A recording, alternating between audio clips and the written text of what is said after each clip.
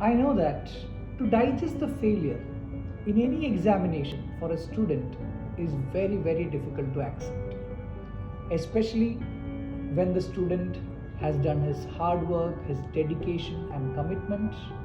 It becomes more difficult. But sometimes it's not always about hard work and dedication and commitment. You would require the right strategy to clear your exams. There is a famous saying, failure is only the opportunity to start again, but this time more wisely. If I take an example of the recent World Cup, how Argentina won the World Cup after losing to Saudi Arabia in their first match. My dear students, let me give you a few pieces of advice which may help you. Firstly, do not stress out. Second, don't start immediately with this pressure of failure. Take some time out, relax your mind, go out with your friends, watch some movie, do something which you like. Start with a fresh mindset. Make a proper timetable.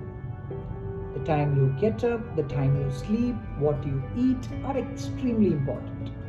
And make sure once you start, you stick to that timetable. Don't think about the past. Think what you can do for the future.